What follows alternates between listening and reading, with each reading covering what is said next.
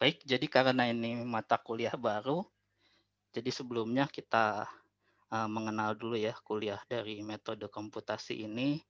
Jadi sebelumnya ini mata kuliah yang benar-benar baru juga di metodologi sebelumnya, belum ada yang eee, dibuat untuk kuliah ini ya. Nah, jadi kita untuk kuliah di minggu pertama ini, modul satu pendahuluan kita akan mengenal dulu apa itu kuliah, dari metode komputasi ini. Karena mungkin juga ada yang sudah mengambil apa, ada yang telah mengambil di SIX tapi belum membaca SAP-nya atau silabusnya, kemudian mata kuliahnya akan seperti apa ya. Nah, jadi yang pertama itu latar belakangnya terlebih dahulu ya. Jadi latar belakang dibuatnya mata kuliah ini. Jadi mata kuliah ini juga hanya mata kuliah pilihan. Jadi di sini alasannya karena perkembangan teknologi komputasi ya. Jadi misalkan dari awal atau saat saya dulu kuliah juga apa, teknologi komputasi untuk menggunakan komputer juga masih lambat dan juga relatif terbatas ya, terutama untuk penggunaan laptop. Jadi untuk sekarang ini penggunaan laptop juga sudah banyak yang canggih, terutama sekarang dengan ada hadirnya yang namanya superkomputer di sini ya. Jadi superkomputer ini bisa melakukan perhitungan yang sangat cepat ya. Kecepatannya melebihi komputer yang biasa, jadi merupakan kumpulan atau gabungan dari komputer-komputer. Nah, saya dulu juga saat penelitian atau kuliah S3 juga menggunakan superkomputer ini ya, tapi belum pernah melihat bentuknya seperti apa. Jadi ini kira-kira bentuk dari superkomputer itu ya kira-kira tersimpannya seperti ini ya. Jadi walaupun kita menggunakan superkomputer, tapi saya sendiri belum pernah melihat eee, superkomputernya itu seperti apa. Nah, di sini ada contohnya Titan ini ya, superkomputer yang mungkin paling cepat, ya mungkin juga ini apa, terinspirasi juga oleh anime Attack on Titan juga di sini. Titan karena dia besar ya, menyerupai seperti raksasa seperti itu. Nah, kemudian alasan yang lainnya karena kebutuhan jenis material atau paduan baru ya. Jadi semakin meningkatnya teknologi, dengan berkembangnya komputer juga, spesifikasi atau kebutuhan material atau paduan baru juga semakin meningkat. Nah, jadi untuk me mencukupi atau melengkapi kebutuhan material atau paduan dengan performa yang lebih tinggi, misalkan energinya lebih baik, terutama untuk apa, emisi gas CO2, kemudian lingkungannya tadi, kemudian untuk bidang-bidang yang merupakan juga masih masih dipergunakan di masa depan ya. Jadi walaupun perkembangan teknologi komputasi yang semakin cepat, tapi keperluan yang dibutuhkannya juga semakin banyak ya. Jadi diperlukan lagi eh, teknologi-teknologi yang mendukung teknologi di masa depan ini. Nah, untuk teknologi komputasi juga mungkin akan di masa depan akan dikembangkan juga yang namanya quantum computing ya. Jadi semakin banyak lagi mungkin prediksi-prediksi yang bisa dihasilkan dari komputasi ini. Nah, kemudian dalam hal tadi ya, pengembangan jenis material atau paduan baru, itu dengan adanya metode komputasi ini dia dapat sebagai menggantikan atau juga melengkapi metode konvensional yang biasanya merupakan trial and error method ya.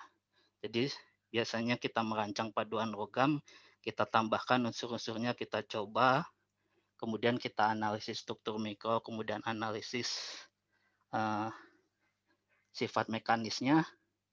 Nah, tapi kan itu masih hanya mencoba-coba ya. Jadi kita coba-coba dan jika hanya menggunakan metode konvensional tersebut itu akan lebih banyak menghabiskan waktu dan juga biaya ya. Biaya dan waktu yang dibutuhkan itu lebih banyak. Nah, jadi untuk dengan adanya metode komputasi itu kita bisa mengurangi dari waktu dan juga biayanya, karena tidak relatif metode komputasi ini tidak memerlukan percobaan ya, walaupun nanti percobaannya juga diperlukan untuk mengetes dari hasil komputasinya tersebut.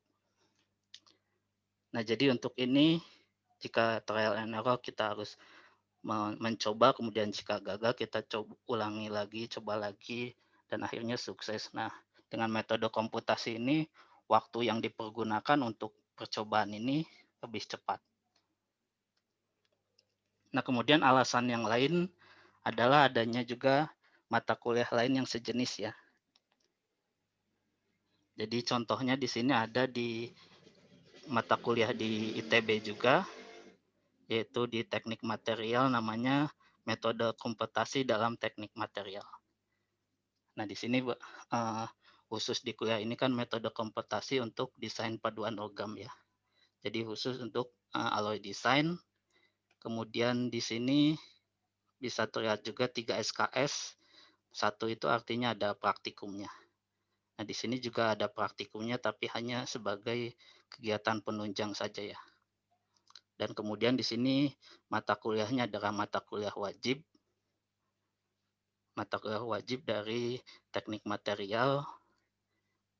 Untuk silabus ya, ya berdasarkan dari silabus ini juga ya, mata kuliah ini SAP-nya juga dilihat, hampir sama komputasi juga tapi, lebih menekankan untuk mendesain paduan logam dan juga hubungan-hubungannya dan juga ya metode-metodenya juga, eee, yang lebih sering dipakai untuk mendesain paduan logam. Kemudian ini juga mata kuliah yang lain yaitu di teknik fisika ya, ini mata kuliah pilihan. Kalau yang atas ini mata kuliah wajib, yang bawah mata kuliah pilihan, ini 3 SKS, namanya Desain Material Komputasional. Jadi komputasional material design. Kalau ini mungkin diubahnya menjadi komputasional alloy design. Nah, jadi hampir sama, jadi di sini juga lebih menekankan perancangan material, tapi yang ini perancangan paduan logam. Kemudian metodenya juga hampir sama ya. Jadi di sini juga nanti akan dijelaskan atau metode yang akan banyak digunakan yaitu metode AB initio atau prinsip pertama atau seringnya disebut first principle density functional theory ya. Ini berbasis mekanika kuantum dan kemudian ya memang di sini karena fisika teknik atau teknik fisika lebih ke ada penjelasan teori-teorinya, kemudian ada juga mekanika kuantumnya juga lebih banyak ya, karena mereka juga sudah ada dasar dari kuliah mekanika kuantum. Tapi di sini karena hanya 2 SKS juga, jadi lebih ke aplikasinya. Dan juga nanti kalian akan mencoba dari software-softwarenya ya. Nah, kemudian ini mata kuliah lain yang sejenis di luar negeri, contohnya adalah yang ya ini saya cari di internet yang dari MIT ya, Atomistic Computer Modeling of Material. Jadi yang tadi perhitungan kuantum mekanik atau first principle itu, ya dia dalam skala atom ya. Modeling menggunakan komputer dalam skala atom-atom. Jadi atom-atom ini bagaimana interaksinya itu digunakan sebagai permodelannya. Nah, tapi di sini adalah mata kuliahnya ini untuk S2 ya, untuk graduate level. Jadi harapannya juga dengan adanya kuliah ini bisa juga menjadi dasar jika ada yang ingin melanjutkan kuliah dan kemudian di situ ada mata kuliah yang mengenai metode komputasi seperti ini. Dan ini sepertinya adalah mata kuliah pilihan juga. Kemudian yang lain juga ada di Tsinghua ya, tempat saya dulu S3, itu juga sama, dari tahun kemarin sudah ada internasional programnya. internasional program untuk masternya di Material Science dan Engineering. Kemudian di situ juga ada kuliahnya yang hampir mirip, yaitu Multi-Scale Modeling in Material Science. Tapi di sini memang multi-scale, jadi tidak hanya dalam skala atom, juga dalam skala kontinum dan juga mesoscale. Nanti akan dijelaskan apa itu skalanya, dan ini juga merupakan mata kuliah pilihan ya. Ini mata kuliah wajibnya, ini mata kuliah yang bisa dipilih. Jadi itu latar belakang, kemudian latar belakang yang lain juga jumlah penelitian, riset ya, dan juga mungkin pengembangan pengembangan juga mengenai metode komputasi. Di sini yang saya dapatkan khususnya mengenai DFT atau Density Functional Theory yang first principle tadi itu semakin meningkat. Dimulai dari 1990, di sini itu ada yang menjadi pelopor ya, jadi yang mendapatkan penghargaan Nobel. Nah, jadi setelah ada penghargaan Nobel itu semakin lama akan semakin meningkat. Ini terutama untuk density functional theory, tapi ini uh, masih secara umum ya. Jadi untuk material dan juga untuk bidang-bidang yang lain fisika teknik. Untuk alloy perancangan paduan logam juga seharusnya meningkat. Nah, kemudian ini juga contohnya saya temukan di website ITB ya, di LPPM. Itu juga banyak penelitian di ITB yang mengenai atau menggunakan density functional theory ya, density functional study seperti ini untuk proses-proses di kimia mungkin dan lainnya ya. Jadi untuk surface atau permukaan nih oksida di dalam bidang arah 111. Bentar. Dan kemudian ya ini contohnya juga yang lain. Ya jadi harapannya di sini dengan kuliahnya ini juga bisa menjadi dasar jika ada yang ingin melakukan riset mengenai metode komputasi ya.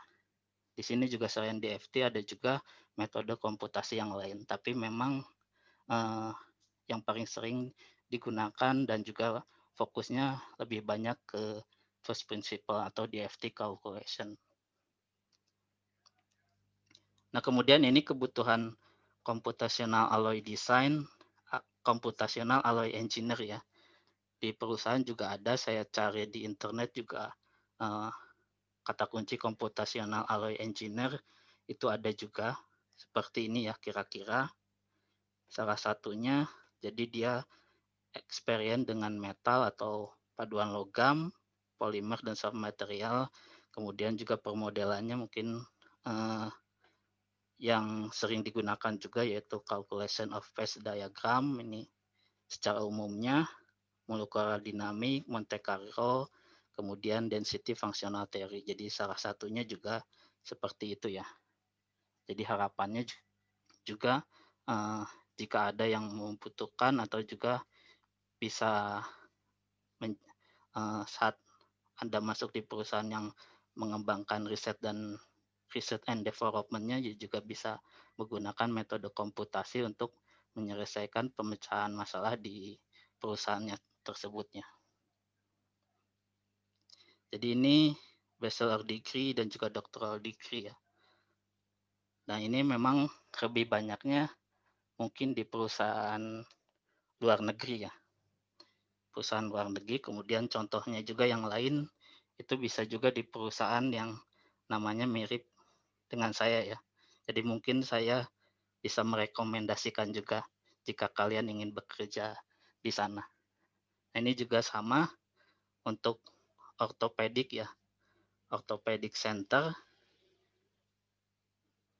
Jadi untuk mengembangkan di sini bisa mengembangkan paduannya untuk aplikasi biomedisnya.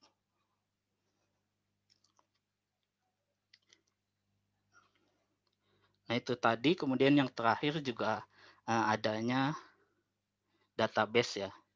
Jadi database ini sering banyak juga digunakan oleh peneliti-peneliti yang lain atau lembaga penelitian yang lain yang namanya material project ya. Jadi di situ sudah ada data-data berbagai jenis unsur ya atau elemen itu berdasarkan dari perhitungan tadi first principle kemudian mempergunakan supercomputing. Jadi nanti juga mungkin ini bisa digunakan juga ya untuk mencari data apa data hasil perhitungan kita nanti ya saat praktikum itu bisa kita bandingkan di sini karena di sini lebih mudah untuk mencarinya. Data-data dari hasil perhitungan first principle tadi. Jadi sama intinya juga untuk memprediksi material-materialnya. Jadi jika kalian sudah nanti akan sudah sign in atau juga login, bisa uh, tampilannya seperti ini ya. Jadi untuk unsurnya apa, nanti akan terlihat hasil energinya. Jadi perhitungan dari density functional teorinya seperti apa. Kemudian di sini juga kalian bisa mengatur-ngatur dari struktur kristalnya ya, atau mengganti-gantinya. Tapi ya kalau menurut saya ini hanya database saja, jadi untuk program atau apa, untuk perhitungannya nanti ada program yang lainnya. Tapi di sini memang apa, menandakan sudah adanya apa ya, perkembangan ya. Jadi pengembangan yang lebih maju dari perancangan material ini dengan ada database ini ya bisa juga digunakan sebagai kita data mining ya. Jadi kita mengambil data-data yang banyak dari hasil penelitian orang lain kemudian kita mengolahnya dan juga untuk menghasilkan sesuatu yang baru juga. Dan kemudian ya nanti pengolahan data mining juga bisa juga terkorelasi dengan machine learning-nya. Nanti juga sedikit pengenalan terhadap itu juga akan diberikan. Nah, ini silabus singkatnya, silabus ringkasnya ya, yang ada di SAP. Jadi bisa kalian lihat di SIX bagian kurikulum. Ini juga saya dari sana ya. Saya ambil dari sana, jadi kalian akan mempelajari tentang konsep dasar dari semua metode-metode komputasi yang akan diberikan, kemudian bagaimana penerapannya. Kemudian dari situ karena di sini metode komputasi untuk perancangan paduan ya, jadi lebih banyak ke bidang metodologi fisik. Jadi formulasi mengenai hubungan sifat mekanis. Jadi hubungan sifat mekanis itu adalah propertiesnya dan juga akan berhubungan dengan performance-nya di sini ya. Kemudian rekayasa mikrostruktur atau struktur mikronya di sini. Kemudian dia juga berkorelasi dengan processing. Nah, untuk teori perancangannya di sini kan di tengahnya biasanya karakterisasi atau eksperimen ya. Nah, jadi di sini karakterisasi atau eksperimennya itu berhubungan erat dengan adanya teori-teori dan kemudian simulasi yang mendukung atau bisa menggantikan dari eksperimen ini. Jadi di situ komputasinya lebih banyak ke karakterisasinya ya. Tapi nanti hubungannya akan ke strukturnya, ke propertiesnya dan pada akhirnya ke performance dari paduan logam itu nanti. Nah, kemudian ini sifat silabus lengkapnya. Jadi akan dipelajari juga silabus lengkap dari yang ringkas tadi ya. Jadi bagaimana sifat-sifat paduan logam atau juga sifat apa struktur-struktur dari paduan logamnya itu dalam skala makro, kemudian mikro, mesoscale dan juga kontinuumnya melalui simulasi komputer. Nah, jadi jika kita ingin menganalisis struktur dalam skala misal kontinum ya dari sampel ini skalanya dalam sentimeter, kemudian mesoscale kita bisa melihatnya dari struktur mikronya, itu bisa dengan eksperimen ya, dengan eksperimen. Tapi untuk melihat yang lebih ke dalamnya lagi dalam skala atom dari TEM ini ya, paling besar pembesarannya, kemudian kita melihat dalam skala atom bagaimana elektron-elektronnya itu hanya bisa digunakan secara teoretikal ya.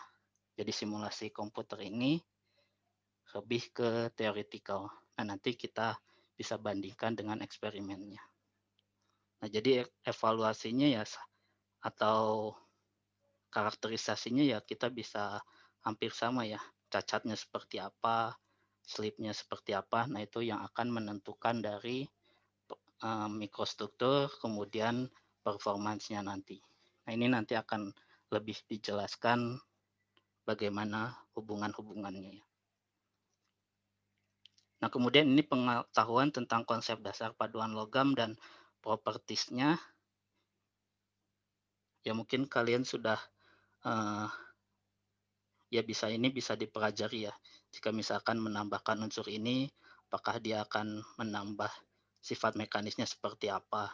Apakah dia membentuk presipitat atau bagaimana? Tapi di sini uh, selain dari pengetahuan tentang konsep dasar ini juga nanti akan dihubungkan juga dengan skala atomik tadi ya. Jadi mengapa jika baja atom Fe kemudian ditambahkan satu atom unsur lain dia akan berubah propertiesnya atau energinya. Nah, itu nanti bisa juga dianalisis secara elektronik struktur elektroniknya perubahannya seperti apa. Jadi di sini lebih ke prinsip utamanya ya atau prinsip pertama asal muasalnya. Jadi makanya untuk studi ini yang tadi disebut first principle ya seperti itu ya. Jadi dari hubungan antara elektronik kemudian menganalisis hubungannya atau interaksinya. Interaksi antara atom dengan atom yang sama atau juga atom dengan atom lain yang berbeda. Nanti dia akan perubahan uh, elektroniknya ya. Jadi kulit-kulit elektroniknya yang ada di kulit S, P, dan D-nya juga seperti itu. Tapi lebih mudah nanti ya Pak penjelasannya atau analisisnya. Nah, kemudian bagaimana suatu paduan dapat dikembangkan menggunakan perancangan paduan berbasis komputer?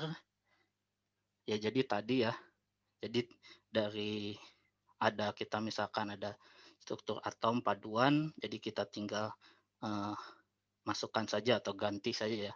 Ganti kita tambahkan satu atom, tambahkan atom lain. Ini tangannya itu maksudnya adalah program dari komputernya. Jadi kita tinggal mencoba-coba komposisi-komposisi paduannya atau intersisi juga bisa dan lainnya. Jadi ini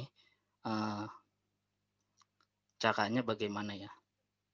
Menggunakan perancangan paduan berbasis komputer ini. Ini ilustrasinya seperti itu. Nah, kemudian di sini juga akan membiasakan mahasiswa dengan beragam software ya untuk desain paduan logam komputasional. Tapi ya di sini mungkin beberapa hanya mengenalkan saja ya. Jadi mengenalkan software ini apa, misalkan untuk first principle apa, molecular dynamic apa, tidak semua software-softwarenya itu akan digunakan. Jadi hanya untuk membiasakan saja bahwa ada software seperti ini. Jadi tidak semuanya karena di sini juga hanya 2 SKS bebannya. Dan kemudian setelah kita membiasakan softwarenya, kita juga akan memprioritaskan atau mempelajarinya dengan secara fisiknya ya. Konsep-konsep dasarnya dari software itu, analisisnya juga. Jadi dari atom-atom tadi ada struktur elektroniknya, bagaimana interaksinya. Nah, itu bisa dihubungkan mengapa strukturnya akan berubah. Kemudian juga aplikasinya untuk setiap software tadi, kemudian batasannya seperti apa. Nah, kemudian ini pengalaman langsung, jadi harapannya nanti kita akan mencoba software-nya ya, terutama untuk software yang computational material science yang populer itu ya tadi first principle sebenarnya ada banyak software-software yang lain nanti akan dibahas jenis-jenisnya, tapi yang akan dipelajari ini adalah yang Quantum Espresso. Ini adalah software yang free, software yang free, jadi kalian bisa mendownloadnya juga. Kemudian ya ini juga banyak digunakan juga, walaupun dia free tapi banyak juga digunakan untuk software apa untuk penelitian-penelitian atau riset-riset ya. Kemudian software yang saya gunakan di S3 juga uh, memang berbeda ya, tapi dulu dia tidak free, tapi sekarang sudah menjadi free ya. Tapi kenapa saya menggunakan, mungkin nanti kita menggunakan Quantum Espresso karena di sini ada uh, suatu apa ya, grafik GUI-nya ya. Jadi graphical user interface-nya. Jadi kalau di sini Quantum Espresso hanya masih dalam program-program ya, data-data bahasa pemrograman, di sini bisa juga sudah dalam graphical user interface. Jadi seperti uh, Windows ini ya, atau aplikasi-aplikasinya. Jadi tinggal kita klik, kemudian kita atur seperti itu, kita run seperti itu. Nanti kita bisa dapat hasilnya sudah dalam bentuk kurva. Jadi ini namanya Burai versi 1.3 ya. Nanti uh, yang banyak kita gunakan yang software ini untuk first principle ya. Nah, kemudian Vesta ini untuk memvisualisasikannya. Jadi ini bukan software first principle-nya, tapi untuk memvisualisasikan hasil dari Quantum Espresso-nya atau juga untuk membuat dari strukturnya. Struktur dari yang akan kita hitung energinya. Nah, sebenarnya di Burai ini juga sudah termasuk dari apa? Ada untuk membuat strukturnya. Jadi sebenarnya ini udah lengkap yang B1 ini ya. Burai 1.3, kemudian ini adalah untuk molekular dinamik ya. Dinamik yaitu large scale atomic atau molecular massive parallel simulator. Jadi ini untuk struktur yang lebih besar ya, jumlah atom-atomnya. Jadi kalau ini first principle ke elektronnya sampai ke elektronnya, tapi ini untuk ke atom-atomnya. Nah, sebenarnya di Burai 1.3 ini, selain dari first principle juga bisa menghitung dari molekular dinamik. Jadi ini untuk pengenalannya ya. Nanti akan dijelaskan lebih jelas apa itu molekular dinamik dan lainnya. Kemudian ini adalah mata kuliah terkait ya. Jadi yang terkait di sini adalah termodinamika dan juga meteorologi fisik yang merupakan prasyarat ya. Jadi Anda sebelum mengambil mata kuliah ini harus terlebih dahulu mengambil atau sudah lulus mata kuliah termodinamika, kemudian meteorologi fisik. Untuk kuliah-kuliah lainnya sebenarnya ya sudah termasuk sepertinya ya, karena meteorologi fisik ini kan di tingkat 2 genap ya. Jadi termasuk mungkin analisis numerik, kinetika juga sedikit, dan juga kristalografi. Tapi memang lebih semuanya sudah tercover di meteorologi fisik ya. Karena meteorologi fisik juga ada mengenai termodinamikanya. Nah, kemudian di sini ada kegiatan penunjang yaitu praktikum. Ya hanya sedikit ya. Praktikumnya nanti kita atur lagi mengenai jadwal, kemudian bagaimana pelaksananya. Pelaksananya sepertinya akan secara online, kemudian tidak ada kelompok-kelompok praktikumnya, tapi semuanya digabungkan, kemudian ada waktu-waktu tertentu, nanti kita sama-sama atau saya akan memberikan contoh atau kita sama-sama melakukan perhitungannya, tergantung dari modul-modul praktikumnya. Kemudian ini tugas dari praktikumnya juga ada, Jadi mungkin kalian nanti bisa kita atur lagi ya tergantung jumlah pesertanya, berapa banyak mungkin juga bisa dalam bentuk untuk tugasnya dalam bentuk kelompok-kelompok ya. Dan juga nanti mungkin eh, nah pertanyaannya mungkin ada juga yang mengenai spesifikasi komputernya ya. Yang saya tahu spesifikasi komputer untuk yang Burai tadi itu tidak terlalu besar ya. Jadi dicoba saja eh, mendownloadnya nanti ya, mendownloadnya nanti kemudian kita coba nanti perhitungannya yang akan berpengaruh memang nanti ke waktunya, waktu pengerjaan untuk menghitung energinya. Apakah lebih cepat atau lebih lambat. Tapi ya perhitungannya atau tugas-tugasnya nanti tidak akan terlalu berat ya. Hanya yang sederhananya saja tapi nanti akan ada tahap-tahapnya untuk mencapai eh, nilai yang kita inginkan ya. Nilai yang bisa dibandingkan dengan yang ada di database nanti. Jadi nanti tugasnya bisa berbeda-beda ya tiap kelompok. Nah, kemudian ini penilaiannya. Jadi yang tadi tugas praktikum itu untuk kehadiran praktikum ya diharapkan nanti semuanya bisa ya. Atau bisa juga eh, melihat videonya tapi ya diharapkan semuanya bisa ya. Karena mungkin juga akan sulit nanti mengatur waktu praktikumnya, tapi satu waktu ya. Tidak ada waktu-waktu yang lain. Ya nanti ini akan kita bahas nanti saja ya. Kemudian 25% UTS, sepertinya mungkin akan UTS-nya akan digantikan ke tugas studi kasus ya. Jadi nanti untuk ujiannya, ujian teorinya mungkin hanya ada UAS-nya saja, UTS-nya itu dalam bentuk presentasi atau penyelesaian masalah studi kasus yang ada di akhir kuliah nanti. Tapi nanti ya kita kita akan bahas lagi. Kemudian UAS-nya ya ini mengikuti jadwal UAS ya. Jadi harapannya ya karena UTS ini kan bersamaan dengan minggu kuliah ya. Jadi uh, untuk teorinya ujian mengenai teorinya itu akan lebih ke UAS saja. Untuk UTS akan digantikan dengan tugas. Nah ini tugas-tugas yang lain mungkin akan ada tugas-tugas kuliah yang lain.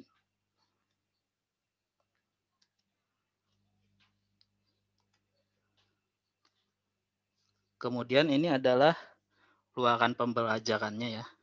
Jadi selain dari penilaian ini akan juga dinilai dari learning outcome-nya yaitu nomor D, E, F, dan G ya. Jadi pengetahuan dan kemampuan Anda untuk melakukan pemaduan logam lebih ke situ ya.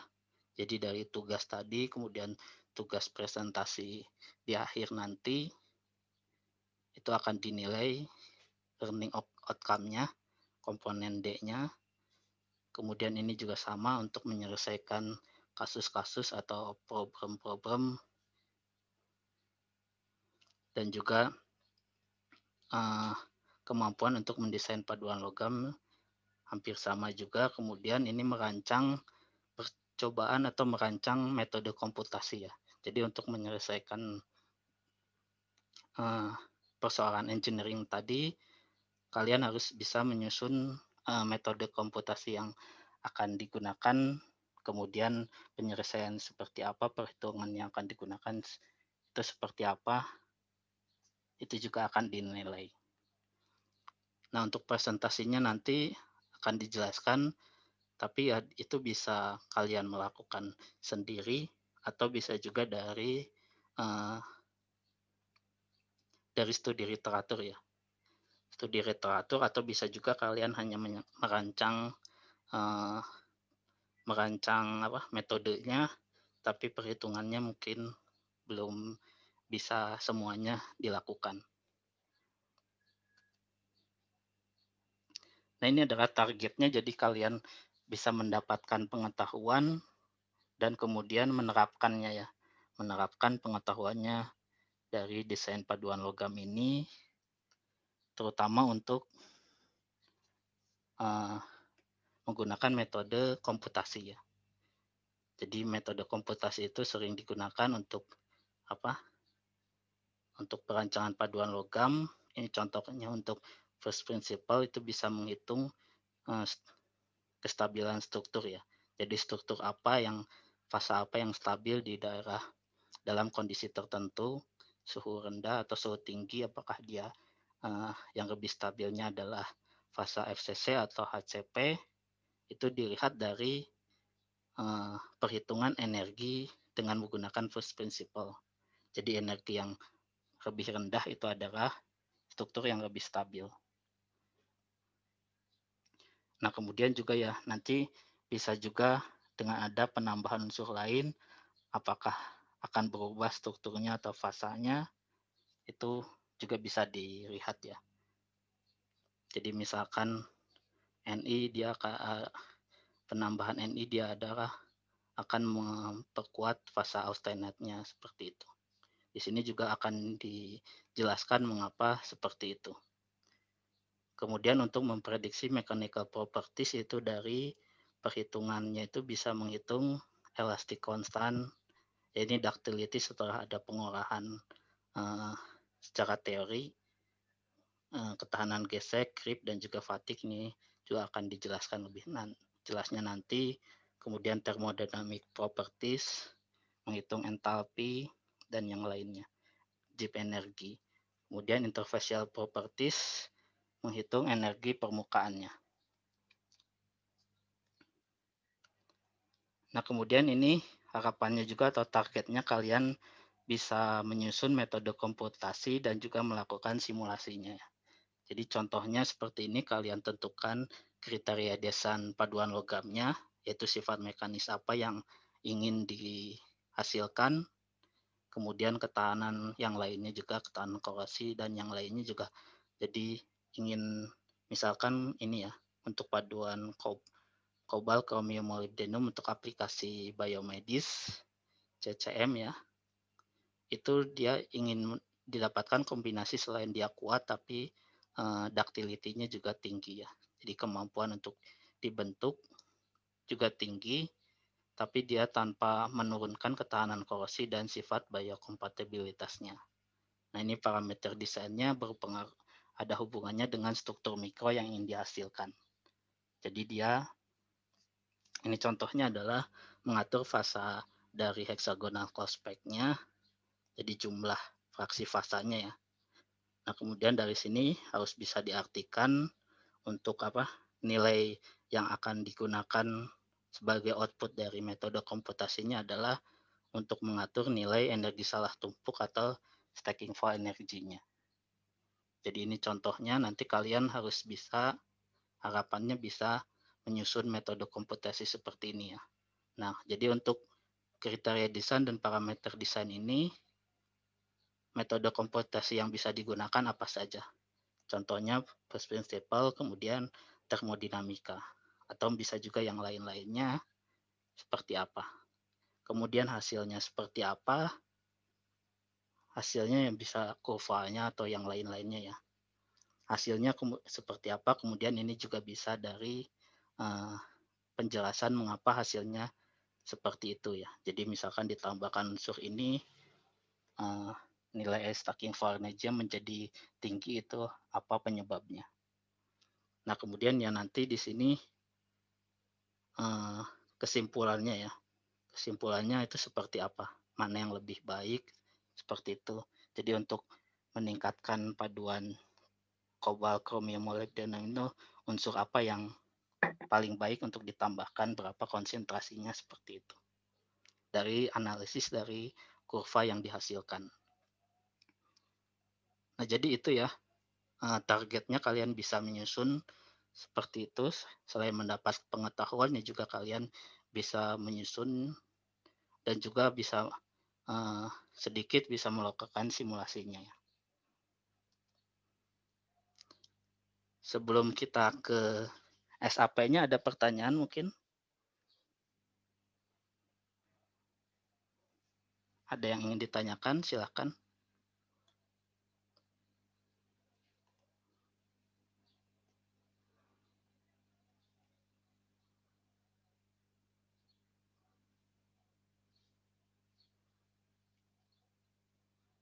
Halo?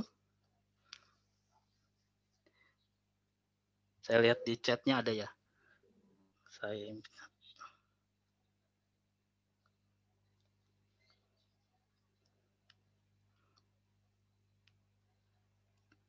Nah, jadi pertimbangannya untuk desain paduan logam ini, kalau kita lihat ke diagram tadi ya, di sini biasanya lebih banyaknya untuk density functional theory ya. Jadi lebih banyaknya ke sini ya, computation atau simulation-nya. Kalau processing-nya tadi, heat treatment-nya itu kan berhubungannya dengan processing-nya ya. Nah, processing-nya itu memang ada komputasi yang lain ya, komputasi permodelan yang lain, tapi untuk yang di sini density functional theory atau metode komputasi untuk desain paduan logam atau juga perancangan material yang baru, ya di sini lebih banyak ke pengaturan komposisinya. Jadi lebih banyak unsur-unsur apa yang ditambahkan, perpaduannya seperti apa. Nah, di situ nanti dilihat mungkin nilai stacking file energinya. Nah, jadi untuk processingnya ini harapannya kan karena uh, processing misalkan heat treatment juga kan dia akan dipengaruhi oleh jenis paduan logam yang digunakan ya.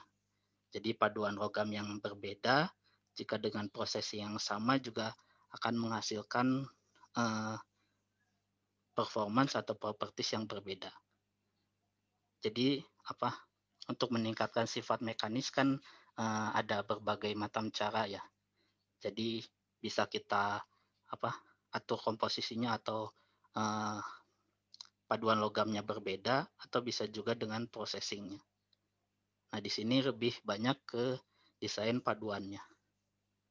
Jadi processingnya dimisalkan dengan processing yang eh, standar ataupun yang apa yang lebih lama atau bisa yang lebih baru dengan desain paduan yang sudah lebih bagus ya dia propertiesnya akan lebih tinggi seperti itu.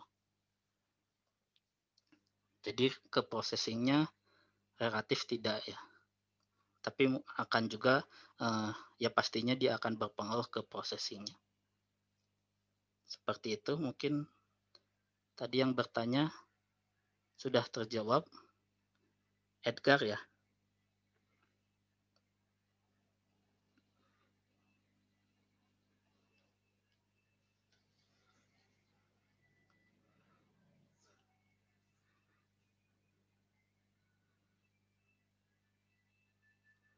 Nah, jadi yang pertanyaan lain apakah entalpi dan Gibbs energi yang dihitung pada temperatur kamar itu bisa juga temperatur tinggi ini dengan density functional theory ya. Jadi kalau density functional theory memang yang defaultnya adalah pada zero Kelvin ya, apa namanya absolute absolute zero. Jadi zero Kelvin, tapi bisa juga dengan menghitung apa vibrasinya dan juga fononnya itu bisa juga dihitung pada temperatur tinggi di apa suhu tinggi dalam Kelvin. Nah, tapi untuk di sini di SAP-nya nanti ya mungkin jika masih ada waktu bisa juga sedikit apa penjelasan bagaimana menghitung vibrasinya itu ya, fononnya itu sebelumnya atau SAP yang disusun di sini masih ke dalam paduan ya. Jadi memang lebih sulit ya, lebih susah untuk menghitungnya nantinya untuk di temperatur tinggi. Tapi memang apa untuk desain paduan logam ini ke banyaknya juga hanya menghitung dalam zero absolute tadi, absolute zero ini. Nanti untuk uh, temperatur tinggi memang hubungannya untuk di aplikasi yang temperatur tinggi. Tapi walaupun begitu bisa juga diprediksi dari dalam keadaan yang absolute zero-nya.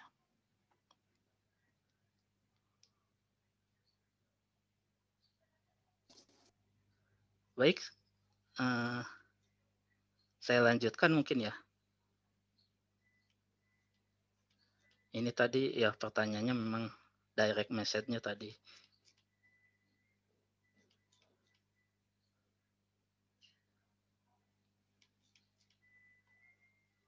Baik, kita lanjutkan ya. Jadi minggu pertama adalah pendahuluan, penjelasan silabus, cakupan materi, tugas, praktikum, ujian, dan lain-lainnya. Tadi sudah dibahas, jika akan ditanyakan nanti bisa ditanyakan lagi. Jadi mahasiswa bisa memahami capaiannya ya, memahami apa yang akan dipelajari, kemudian yang akan diperoleh, kemudian mengetahui tugasnya, praktikumnya, dan ujian yang akan dilakukan. Tapi ini masih tentatif ya SAP-nya, karena ini berdasarkan yang ada di kurikulum di SIX. Ya mungkin ada beberapa bagian yang bisa lebih cepat dan juga ada beberapa bagian yang bisa lebih mendetail. Ini minggu kedua yaitu pendekatan desain paduan logam. Jadi di sini sifat-sifat mekanik apa yang bisa dihitung atau diperkirakan dengan perhitungan metode komputasi tadi ya. Misalkan elastic tensor itu bisa dihitung dari AB initio simulation, elastic constant, dan lain-lainnya ya. Modulus elastisitas, stiffness-nya itu kan biasanya sering juga digunakan, atau properties dasar yang sering digunakan untuk aplikasi ortopedik. Nah ini juga selain dari situ strukturnya juga seperti apa, bisa juga ya terutama stabilitasnya ya, stabilitas dari struktur yang diinginkan. Capaiannya adalah ya kalian harus bisa mengaplikasikannya ya, memahami aplikasi apa saja yang bisa digunakan untuk apa yang bisa didapatkan dengan menghitung dengan menggunakan metode komputasi ya. Kemudian pendekatan yang digunakan atau metode yang digunakannya apa? Seperti tadi mungkin pendekatannya adalah untuk mendapatkan fasa HCP, itu nilai stacking for energy. Kemudian misalkan untuk temperatur tinggi kan penguatannya adalah dari gamma aksen Ni3Al ya. Nah itu bisa juga dihitung dari antiphase boundary energinya. Mungkin kuliah transformasi fasa dan juga kuliah lainnya juga sudah dijelaskan ya, tapi ini contohnya saja.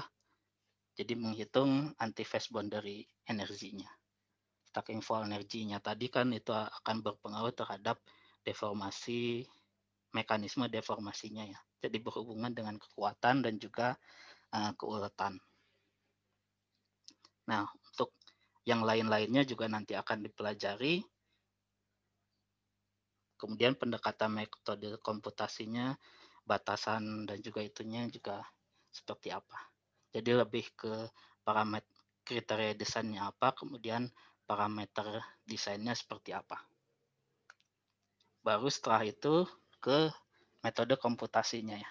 Minggu ketiga yaitu pengantar komputasional material. Jadi lebih umum ya, namanya memang komputasional material teorinya. Jadi ke semua material. Ya ini hanya komputer bagaimana, kemudian aplikasinya seperti itu ya. Jadi di sini kalian bisa harus memahami pentingnya komputasi untuk modeling atau mendesain paduan logam atau juga material maju.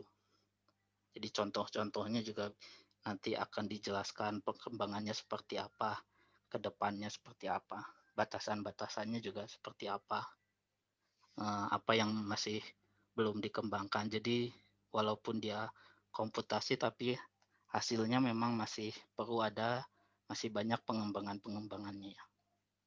Makanya nanti hasilnya itu harus dibandingkan dengan hasil percobaan. Kemudian ini setelah pengantar ya berarti kita ke metode-metodenya ya. Metode-metodenya akan dibahas secara singkat, terutama konsepnya, konsep dasar, kemudian fungsinya, dan juga batasan-batasannya. Jadi yang akan dipelajari ini juga lebih textbook ya, dari textbooknya itu, tapi ya tidak akan terlalu textbook juga pembahasannya nanti, yaitu metode first principle atau AB initio atau density functional theory. Itu tadi sudah dijelaskan biasanya untuk yang skalanya kecil dalam elektron, kemudian molekular dinamik atau MD ya, dalam atomistik seperti ini. Jadi strukturnya lebih besar. Ya tentu saja fungsi-fungsinya berbeda, kemudian batasannya juga apa kekurangan atau juga eh, aplikasinya juga bisa berbeda juga. Kemudian ini metode yang lain yaitu permodelan termodinamika ya, calculation of phase diagram, tapi itu untuk fasa ya. Jadi kalau dia ini ilustrasinya density functional theory elektron, molecular dynamic atom, calculation of phase diagram itu fasanya. Kemudian nanti aplikasinya. Nah ini juga ya textbook dari saya bahas textbook, kemudian kita lihat apa contoh-contohnya dari paper-paper dan lainnya.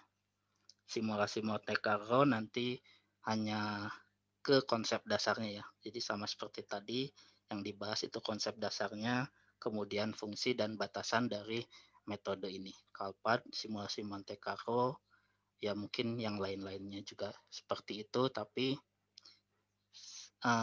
di sini yang lebih ditekankan mungkin ke permodelan termodinamika, tapi terutama untuk perancangan paduan logam. Kemudian ya ini hubungan-hubungannya ya. Hubungan-hubungannya itu kadang disebutnya adalah Integrated Computational Material Engineering.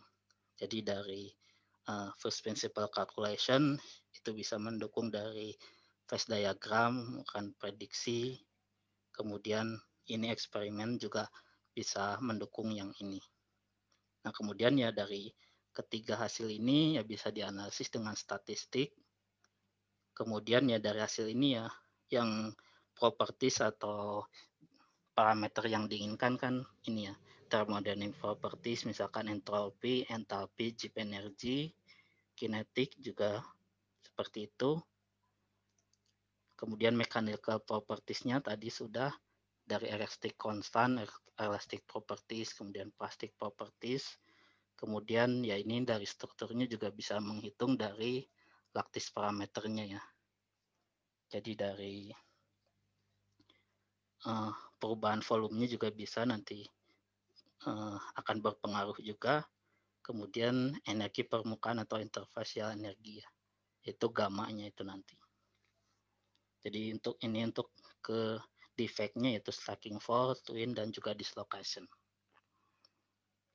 Nah ini ya sebenarnya data itu maksudnya juga ini kan sudah tersedia juga di paper-paper juga. Jadi bisa kita sebenarnya bisa kita ambil juga dengan data mining. Jadi konsep dari data mining ya seperti itu. Jadi setelah ada yang melakukan ya kita tinggal bisa mengolahnya untuk uh, keperluan kita sendiri. Nah, jadi minggu ke-6 mungkin akan dibahas juga konsep statistik dan data mining. Ya di sini statistik uh, bisa menggunakan ya.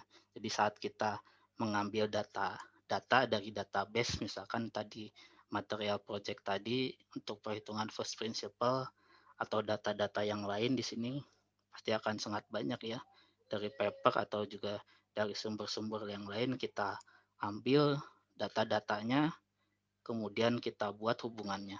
Yang paling dasar kan konsep statistik berarti ya hanya regresi linear atau yang lain.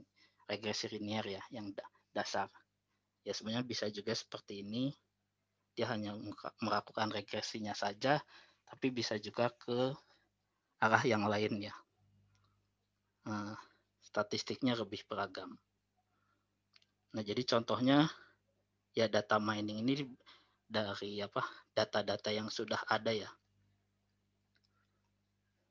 Mungkin bisa diperjelas, ini hanya ilustrasinya, jadi yang biasa dihitung atau bisa diperkirakan itu yang bisa diambil ya dari perhitungan first principle itu.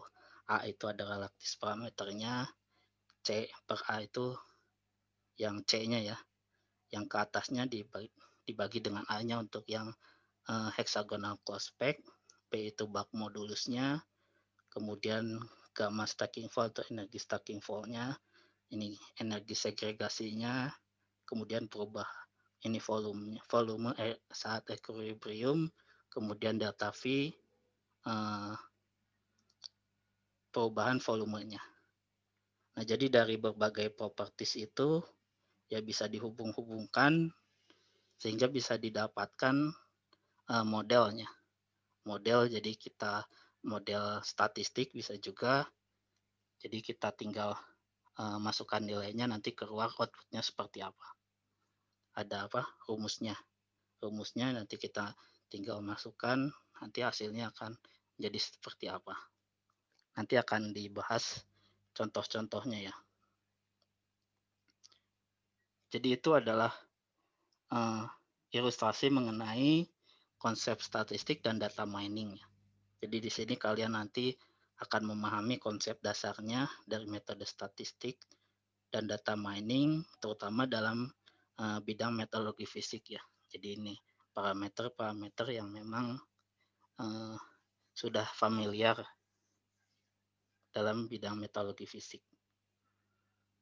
Nah, kemudian cara yang lain tadi selain statistik ada juga machine learning ya, yang terbaru ya. Mungkin yang perkembangannya yang paling terbaru yaitu dengan ada machine learning tadi.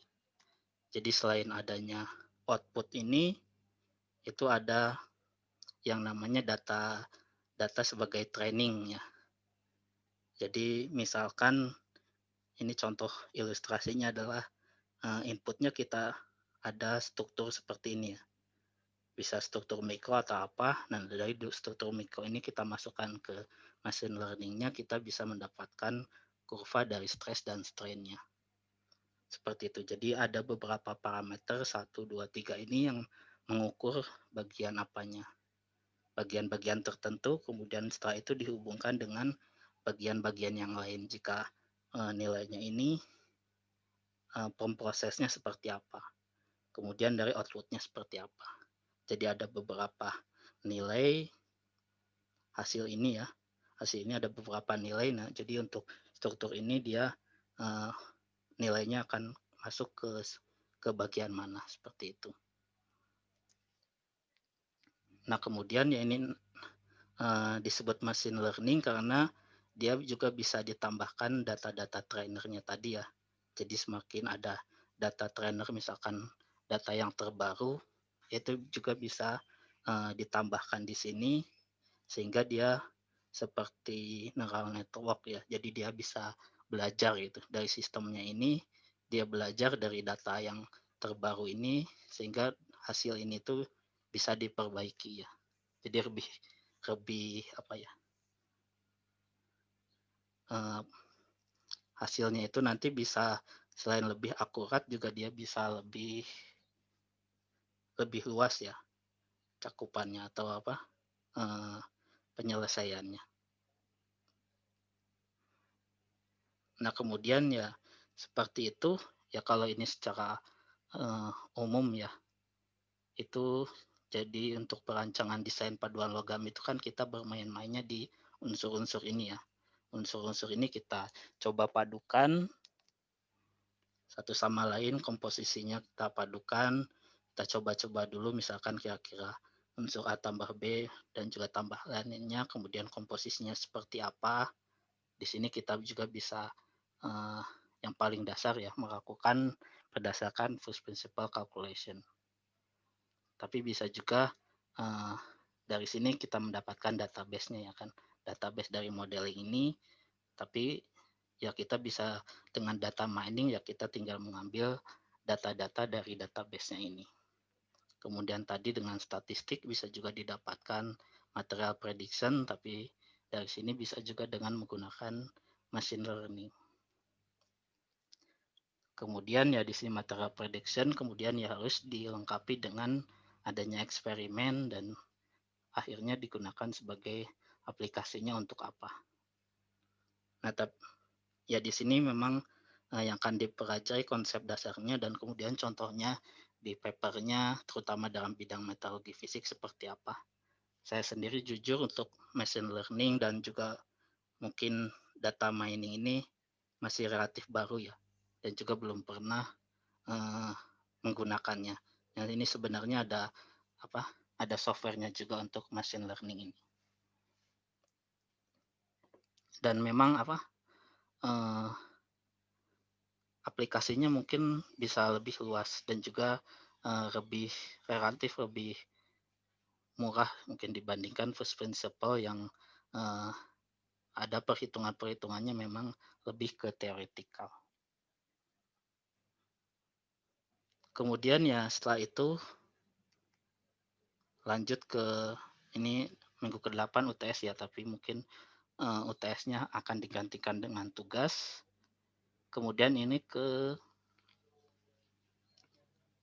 perhitungannya. Jadi setelah dipelajari metode-metodenya nanti akan ke perhitungannya. Jadi contoh-contohnya nanti kalian melakukan perhitungannya juga ya.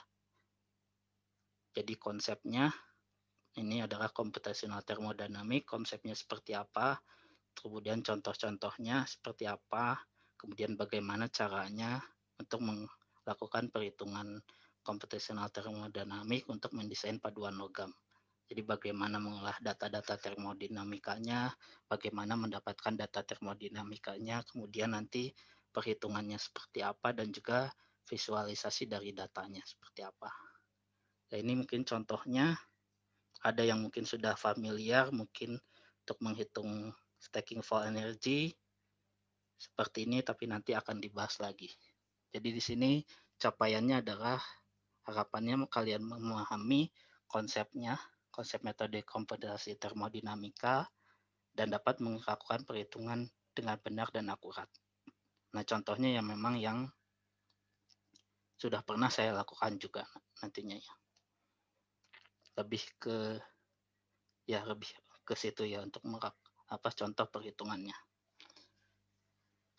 Jadi kemudian yang perhitungan termodinamika sudah, selanjutnya ke first principle-nya ya.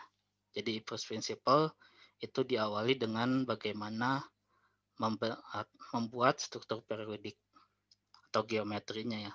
Jadi kalian membuat struktur yang ingin kalian hitung itu seperti apa. Biasanya di programnya itu yang default-nya misalkan kalian memilih unsur CU, itu pasti akan ada pilihannya apakah dia CO ya, kobal, apakah dia FCC atau juga HCP. Atau yang lain-lainnya juga sama AL ya. AL juga yang stabilnya memang FCC. Jadi seperti ini ya. Nanti strukturnya kemudian nanti juga dipelajari apa penamaannya ya, penamaan struktur kristalnya itu seperti apa dan lain-lainnya. Jadi istilah-istilahnya terutama di situ akan dipelajari terlebih dahulu. Kemudian bagaimana cara ya sebenarnya dari sini kalian juga bisa langsung yang paling sederhana langsung menghitung energinya ya, energinya nanti.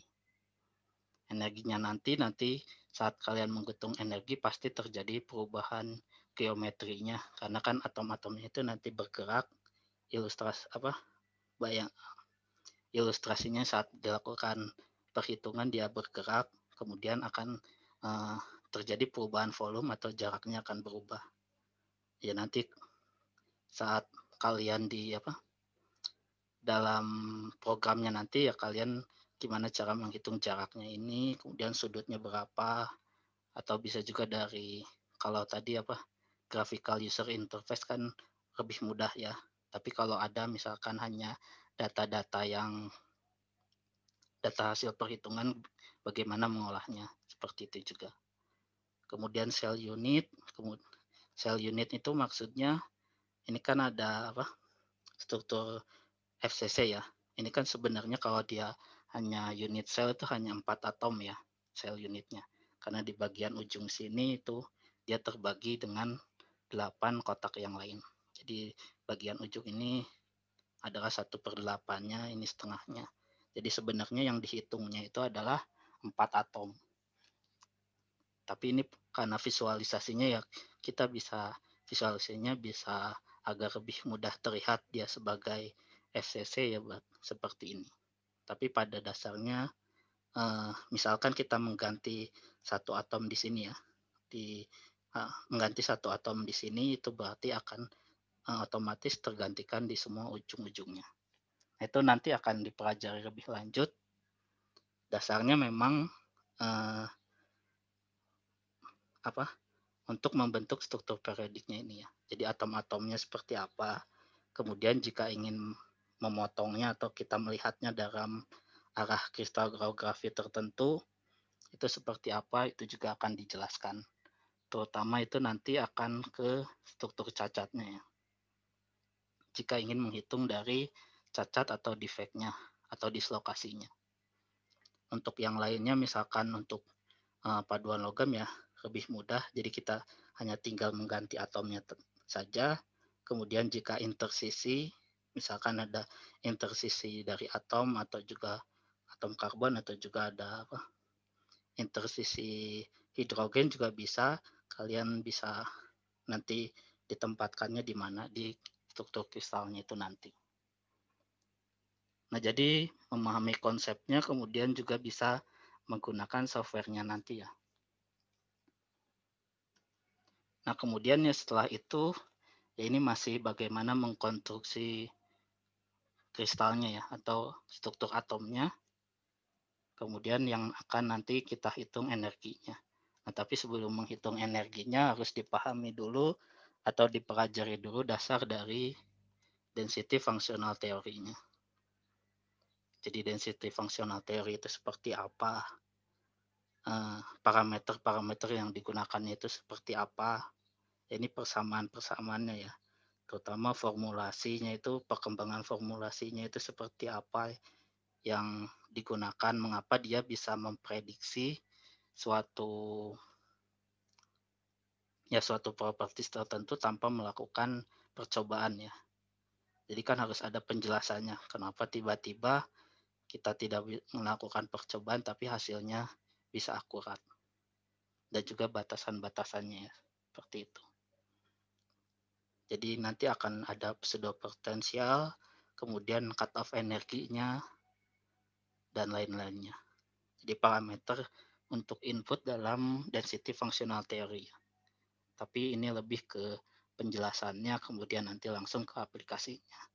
Kalau mengenai penjelasan tentang dasar-dasar yang paling fundamental dari DFT ya relatif lebih sulit juga dipahami ya.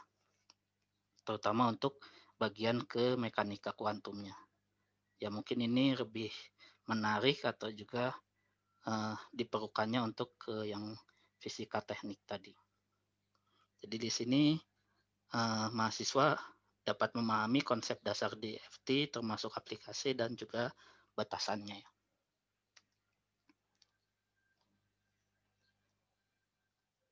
Kemudian setelah itu ya tadi melakukan perhitungan terutama yang paling dasar yaitu energinya. Energi totalnya, jadi total energi bisa strukturnya yang tadi ya, struktur yang paling dasar FCC atau HCP tadi, kita langsung lakukan perhitungan dengan parameter tadi, energi cut off-nya berapa, pseudo potensial yang digunakannya apa. Nah, itu kan nanti atom-atom itu akan bervibrasi mencari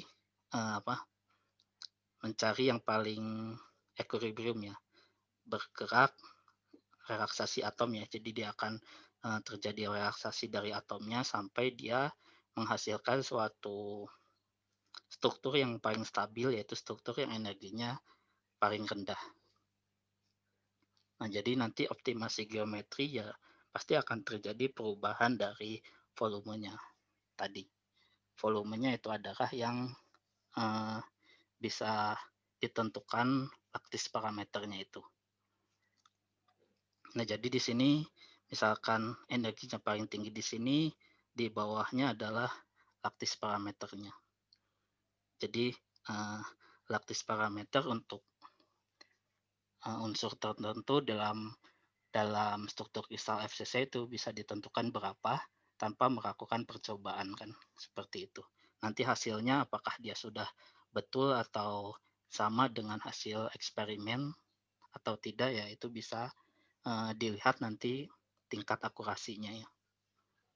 Jadi nanti, eee, ya pasti yang paling dasar dihitung, eee, volume atau laktis parameternya. Nanti dibandingkan dengan data eksperimen, jadi di situ harus, sudah akurat. Nah, jadi jika sudah akurat, berarti parameter-parameter yang kita gunakan tadi itu bisa kita gunakan untuk perhitungan-perhitungan selanjutnya. Ya nanti itu akan dibahas namanya nanti tes konvergensi untuk parameter-parameternya tadi. Kemudian ya nanti hasil perhitungannya juga bisa dilengkapi dengan densitasnya ya. Struktur elektronik atau densitasnya seperti ini. Ini contohnya ya, ilustrasinya seperti ini. Jadi setiap atom akan memiliki densitas elektronnya tersendiri ya. Kemudian interaksinya dengan atom-atom di sekitarnya itu seperti apa. Jika atomnya berubah, ya pasti interaksinya akan berubah. Nah, itu nanti akan dipelajari juga. Seperti itu. Jadi selain konsep, kemudian kalian juga harus melakukan perhitungannya yang benar dan akurat ya. Jadi benar secara teoritis, jadi harus ada apa? Secara teoritis prosedurnya itu harus benar, kemudian akurat itu dari hasilnya. Hasil output yang dihasilkan itu sama dengan hasil dari eksperimental.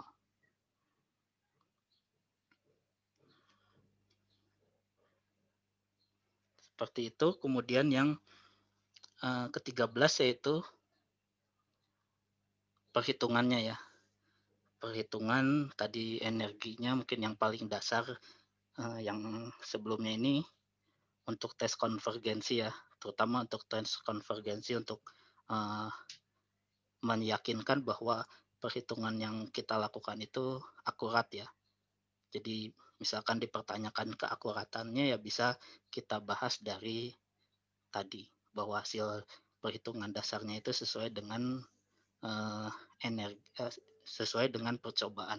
Karena kan di sini kita nantinya akan melakukan prediksi dengan mengubah-ubah komposisi, di mana kan komposisinya itu belum tentu sudah ada percobaannya ya, belum tentu sudah ada yang melakukan eksperimentalnya kan jadi kita tidak bisa membandingkannya.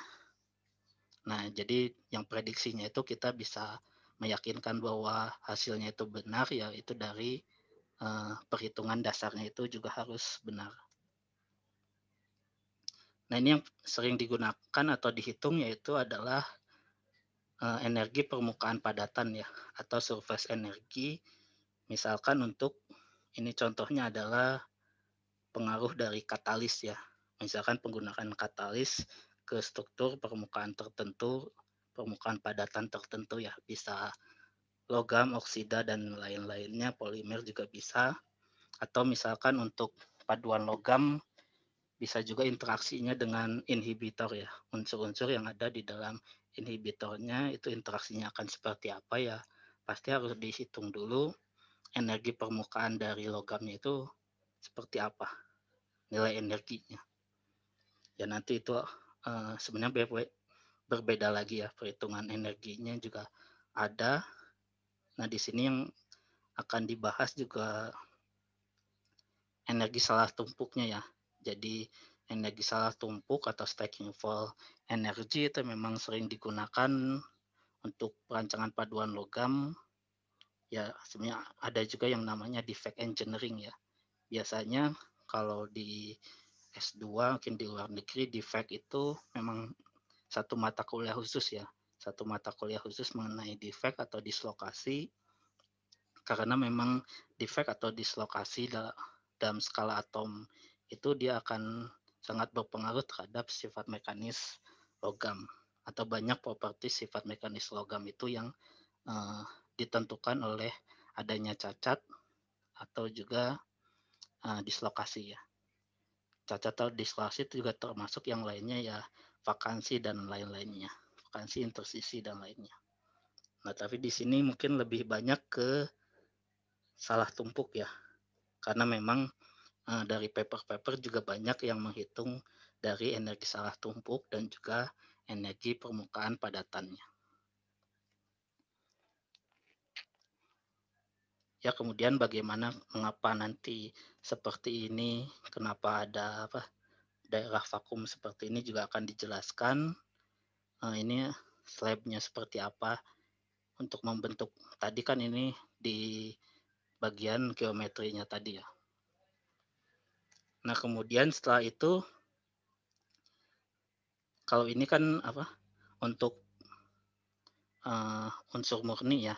Untuk logam misalkan logam Fe, logam Co, ya paling dasarnya pasti dihitung dulu uh, logam murninya terlebih dahulu. Nah, ini bagaimana untuk sistem paduan biner, Turner atau juga bisa juga nanti ke bagian kompleks kompleks alloy ya, paduan logam yang lebih kompleks seperti itu. Nah, jadi intinya sebenarnya hanya tinggal mengganti saja ya, mensubstitusi atom-atomnya itu dengan unsur-unsurnya, tapi setelah disubstitusi ya kita harus menghitung energi strukturnya terlebih dahulu. Jadi bagaimana kita menempatkan bahwa substitusi atomnya di sini itu adalah yang paling stabil. Jadi harus dihitung energinya. Jadi untuk melihat apakah benar misalkan kita mensubstitusi atau memodelkan atomnya itu di posisi ini. Itu dengan mengukur energi yang paling rendahnya ya. Nah, ini biasanya juga ada software tertentu yang sudah otomatis ya menghitung di semua posisi, kemungkinannya kemudian kita bisa dapatkan langsung eh, energi termasuk dengan struktur dari paduan biner dan Turnernya. Untuk yang lainnya ya sama seperti tadi ya, Turner ya tinggal sistemnya 3 fasa, kemudian bisa juga eh, yang kompleks juga lebih banyak juga, jadi bisa tinggal diganti-gantikan atau juga untuk software yang lebih advance atau lebih canggih ya bisa langsung dari satu atomnya bisa langsung diganti kepaduannya. Nah, itu mungkin akan dibahas ya bagaimana batasan-batasannya kemudian pengembangannya yang lainnya. Nanti pengembangannya juga bisa untuk menghitung dari high entropy alloy. Apa itu high entropy alloy mungkin sebagian sudah mendengarnya, tapi nanti juga akan dibahas. Jadi ini permodelan untuk paduan logam ya, terutama yang paling sederhana yaitu paduan biner kemudian Turner. Karena ya di sini harapannya juga nanti bisa menghitung contohnya ya, contoh kalian bisa menghitungnya nanti. Nah, kemudian setelah ini ya mungkin apa bisa juga ditambahkan atau jika masih ada waktu untuk menghitungnya di temperatur yang tinggi tadi untuk menghitung bagaimana vibrasinya, kemudian fononnya seperti apa. Nah, intinya memang di temperatur tinggi pasti akan ada perubahan laktis parameter ya. Laktis parameternya dia akan lebih meningkat. Ya, atom-atomnya kan dia lebih mobile ya. Saat kita naikkan temperaturnya, atom-atomnya lebih mobile, dia akan lebih bergerak sehingga nanti relaksasinya atau pergerakan atomnya dia bisa menjadi lebih lebar atau lebih besar. Nah, dari situ ya bisa dihitung tadi parameter-parameter atau data-data termodinamikanya juga. Tapi mungkin untuk yang seperti itu di SAP di sini mungkin belum ya. Karena di sini yang ke minggu ke-15 yaitu adalah presentasi tugas proyek atau studi kasus atau pemecahan kasus ya.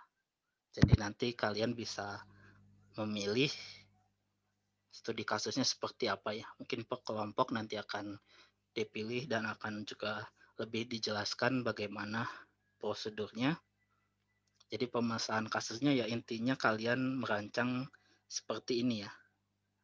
Kriteria desainnya apa, paduan yang akan diinginkan dikembangkannya seperti apa. Jadi sifat mekanisnya itu kan ya kriteria desainnya ya. Kriteria desain paduan logamnya, kemudian parameter desainnya, apa yang akan dihitung nanti melalui metode komputasi, kemudian permodelannya, metode komputasinya apa. Kemudian ini hasilnya dan juga ya sedikit analisisnya. Ya di sini juga karena waktunya tidak terlalu banyak juga pasti terbatas ya bisa juga eh, ya yang paling penting ada desainnya kemudian mungkin sedikit ada simulasinya boleh kemudian bisa juga apa studi kasus atau pemecahan kasusnya itu ada dari literatur atau dari paper-paper ya. Jadi dari literatur ada paper yang membahas mengenai pemecahan kasus atau mengenai desain dengan metode komputasi. Jadi kalian presentasikan, kalian buat ininya seperti apa, kriteria desainnya seperti apa, parameter desainnya, permodelannya, dan lain-lainnya. Nah, intinya memang kalian harus mampu bisa menjelaskan dan memahami, kemudian nanti ada diskusinya mengenai proyek atau studi kasus yang dilakukan. Seperti itu.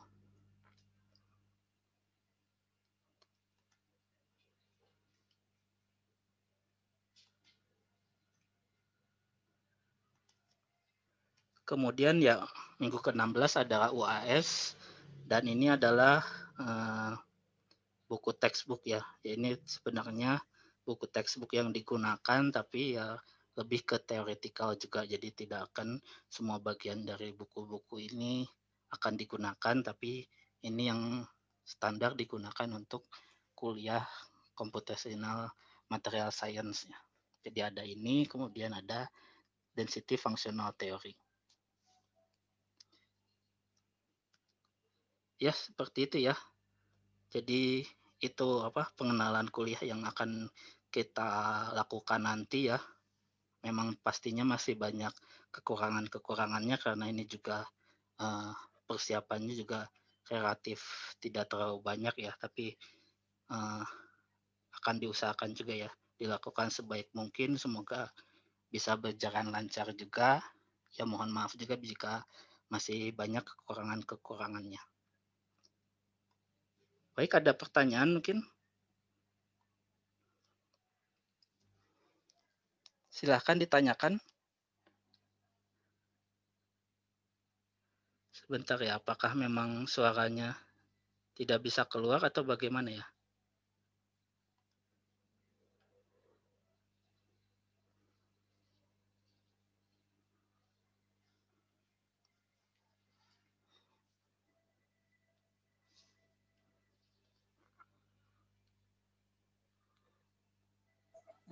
Permisi Pak Tia.